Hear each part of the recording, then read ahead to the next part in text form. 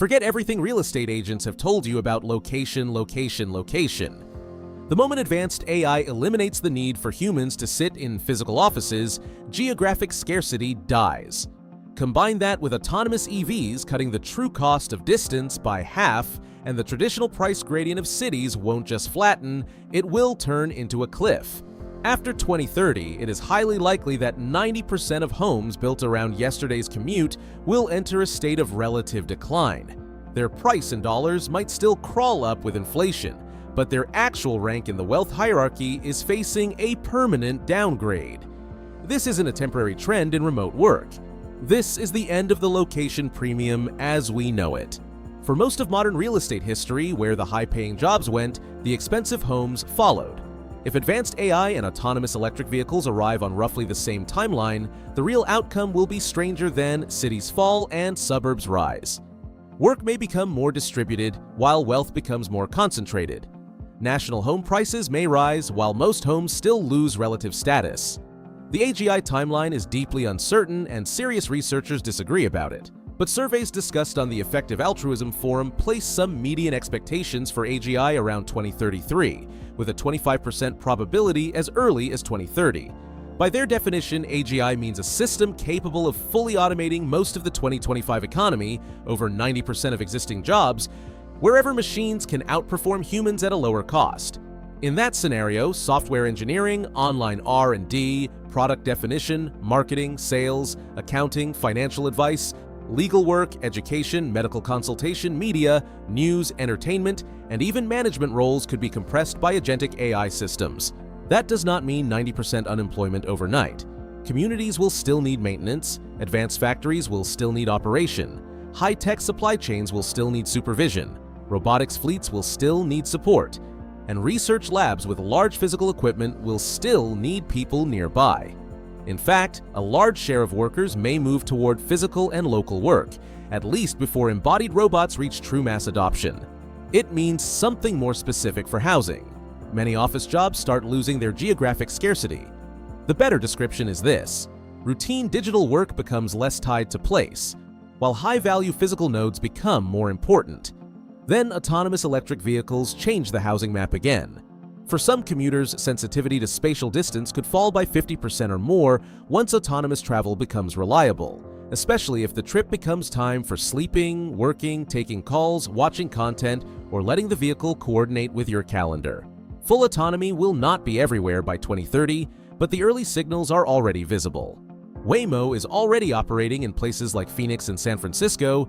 Tesla's approach remains controversial but influential, and regulators will move at different speeds in different states. Real estate markets price credible futures early. Put simply, AGI scatters people across the job map, and autonomous vehicles make distance feel smaller on that map. When those two forces combine, the pricing anchor of housing starts shifting away from local wage density and local population density. It moves toward capital surplus, community services, safety, lifestyle experience, infrastructure quality, and strategic community alignment. So the rest of this video is not really about whether cities die or suburbs win. By examining several major shifts, we arrive at a simpler and more inescapable question.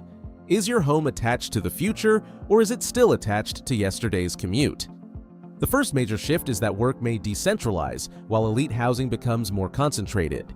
When people hear AI, remote work, and autonomous vehicles, they often imagine wealthy families leaving cities for mountains, beaches, or remote private estates. Some will, but that is only half of the story.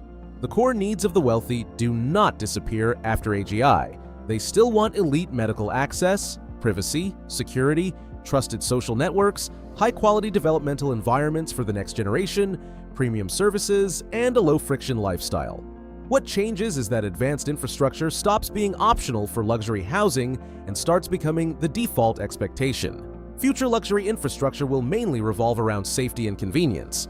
Convenience can be traded off, safety cannot.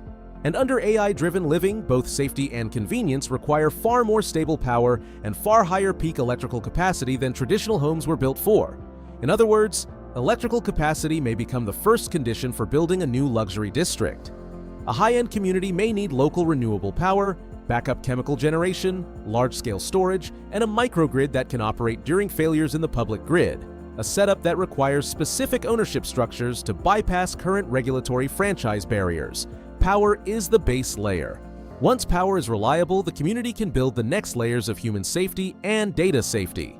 Human safety will look familiar in some ways because wealthy neighborhoods have always paid for gates, guards, cameras, and controlled access. But the AI-era version may add embodied robot patrols, AI monitoring systems, drone observation, and mixed human-machine security teams. Robot patrols will not only be about lowering labor costs. A mixed human and robot security system may protect privacy better than a purely human security system, because fewer human guards need to physically enter private spaces. Data safety is the new layer. If a high-end community depends on AI services, security cameras, household robots, visitor records, medical sensors, and autonomous logistics, then sending everything to a public cloud becomes a new risk. That is why local compute and local data storage may become expected features in elite communities. At the very high end, each home may even have its own private compute and storage system, so sensitive household data does not leave the property unless the owner allows it. The point is that safety standards will split the luxury market itself. If old luxury homes are like buildings with artistic value, AI-era luxury homes may become more like ancient fortresses with artistic value. Think about old wealthy neighborhoods in places like the Upper East Side, Beverly Hills, Atherton, Palm Beach, or parts of Greenwich. They have prestige, trees, history, elite networks, and extremely valuable land. If they upgrade, their old status can compound with new infrastructure. If they cannot, they may remain beautiful but become technically outdated. The second major shift is that CBDs split into winners and losers. The lazy version of the argument says AI kills offices and empty offices kill downtowns. That is too crude. The more likely result is bifurcation. Top-tier central business districts may survive or even become more valuable. Ordinary CBDs built around routine office attendance may become compromised assets. AI does not eliminate every reason to meet in person. The most important AI companies, compute capital, financial capital, legal strategy, government relationships, elite engineers, security teams, and founder networks may still cluster in a small number of places. But the office changes its function. It is no longer a warehouse for thousands of desks. A future company might have 5 top human decision makers, a small human team, and hundreds or thousands of AI agents producing enormous value. The office becomes a high-density decision room, a confidential collaboration site, a capital negotiation space, a system integration center, and a trust-building environment. We are already seeing a primitive version of this in the post-pandemic office market.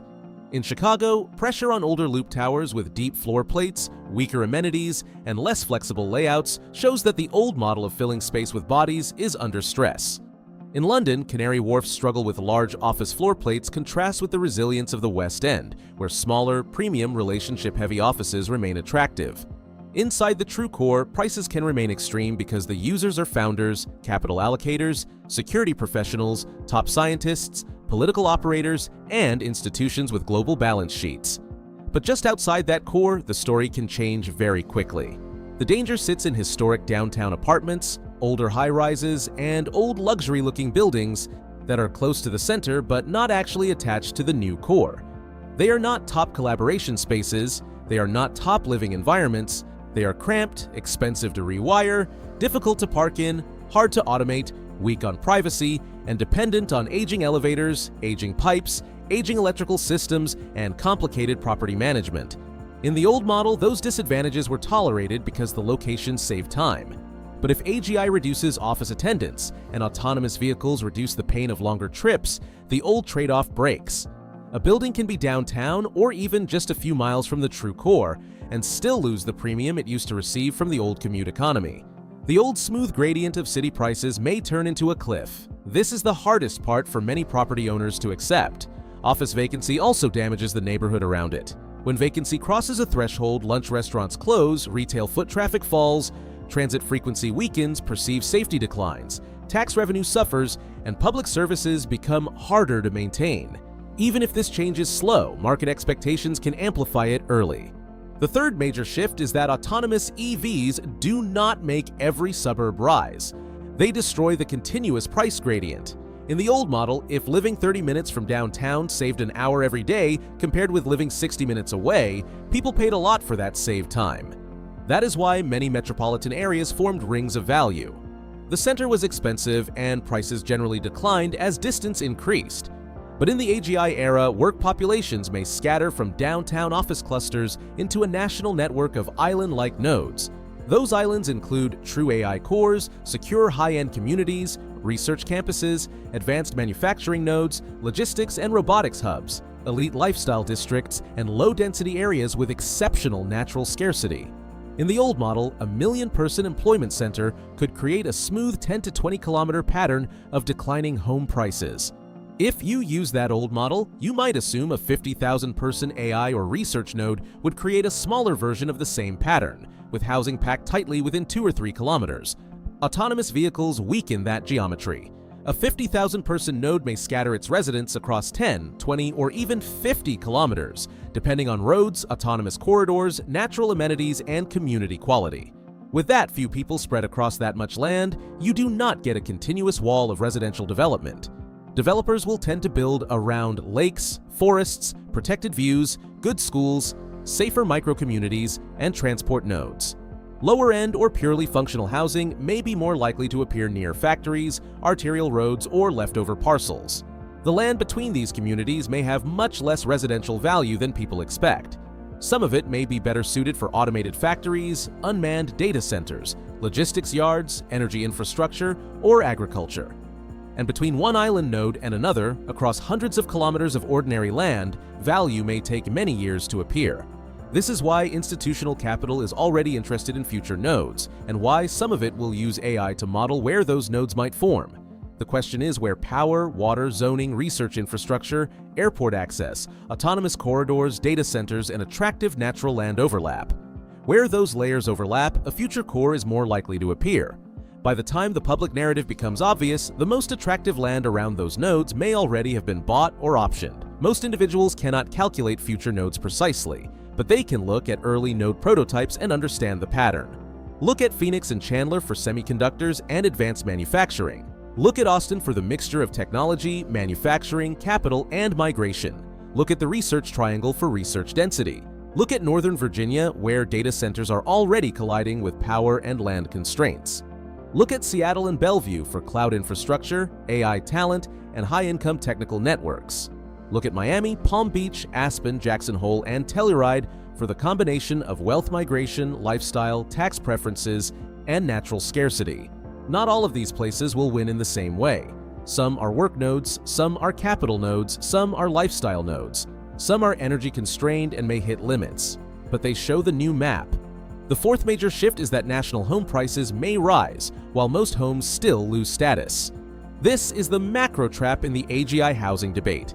If AGI sharply raises productivity, society may produce more goods and services at much lower marginal cost. We can already see the direction in highly automated manufacturing, including in Chinese factories where fewer workers can produce more output. What is less certain is the path of interest rates. From an economic perspective, if AI substitutes for a large share of labor and production costs fall sharply, then absent a massive infrastructure boom, downward pressure on rates is plausible. If rates fall, credit expands, or investors rush towards scarce non-replicable assets, nominal asset prices can rise. Land is one of those assets, but not all land is equal. A simplified real estate formula says price is roughly future rent divided by the discount rate. If discount rates fall, asset prices can rise even without dramatic rent growth, so it is very possible to have a world where national home prices rise in dollars. But that does not mean your home is winning. If AI company equity rises 5 times, top global homes rise 3 times, secure elite communities see rents explode, and your ordinary home rises 30%, your home went up in price but down in relative status. This distinction matters enormously. Your wealth can grow while your wealth rank falls. Whether your home outperforms GDP, AI-era equity, commodity inputs, and elite real assets will help determine your future position in the American wealth hierarchy. This is why housing may split into several asset classes that should not be discussed as one market. At the top, global trophy homes become insurance-like assets for families and institutions with too much capital. Below that, secure high-end communities become infrastructure assets and social status assets. Below that are ordinary homes in selected communities near valuable future nodes, where the land has real scarcity because it combines access with nature, safety, or governance. Then come generic homes around major nodes, which may rise with land inflation but still underperform GDP and the main AGI-era assets. Finally, there are aging high-rises and old apartment blocks whose value may increasingly resemble a physical consumer product that depreciates with age. The fifth major shift is that school district premiums may fall while peer environment premiums rise. Traditional American housing markets place enormous value on schools. In many suburbs, good schools are not just a public service, they are the core of the home price. If an AI system can teach math, physics, writing, coding, history, music theory, languages, and exam preparation better than most human teachers, the school building loses part of its pricing power. But education-related real estate does not disappear. It changes what it sells. Parents will still pay for aligned social capital, shared community standards, safety, sports, arts, international networks, low-risk environments, and institutional discipline. The premium shifts from teacher monopoly to community-driven ecosystem curation. AI can copy a teacher. It cannot easily copy a stable neighborhood full of families with aligned expectations, strong institutions, low disorder, and a shared belief about how children should grow up. That is much harder to replicate. This argument is consistent with a broader idea in future city research, including work associated with MIT and other urban technology groups. When digital systems reduce the monopoly of physical institutions, the remaining premium often moves toward trust, identity, and experience. The sixth major shift is that high-tech factories and research labs can raise land values without automatically making nearby housing explode. A semiconductor fab, robotics plant, battery factory, fusion lab, AI data center campus, or advanced materials facility can transform a regional land market. But a factory only pushes residential prices higher if it brings people with money. If the facility mostly brings huge land use, enormous electricity demand, water stress, truck traffic, noise, security buffers, and environmental controversy, its impact on nearby housing can be negative. A research campus with thousands of scientists, technicians, founders, security teams, visiting investors, and specialized suppliers is different. Even then, those people may not raise property values in the same tight radius as before. Because of autonomous vehicles, they may spread across dozens of kilometers into high-end communities with better natural conditions, better schools, and better security. For example, a data center cluster in Northern Virginia can push up industrial land values and power demand without creating the same residential boom as a research campus full of high-paid human workers. A semiconductor expansion in the Phoenix region may increase demand, but the winners may be selected communities in Scottsdale, Chandler, or well-planned desert suburbs, not every parcel next to the fab. In the research triangle, high-income workers may choose Cary, Apex, Chapel Hill, or specific parts of Durham depending on schools, commute routes, and lifestyle, rather than simply living closest to the lab. Around Austin, large industrial and technology projects may benefit some communities near Lake Travis, West Austin, Round Rock, Georgetown, or Taylor differently, depending on who works there and where those workers actually want to live. So the investor question becomes more precise. It is no longer just, is there an important node nearby? It becomes, within the autonomous commuting range of high-income workers, which communities will they actually choose? AGI changes how people cluster, and autonomous vehicles change the radius over which they cluster. If you own property or plan to buy property, this means you may need to reassess both current value and future value. The old question was, how close is this home to the office? The new question is, what future system is this home attached to?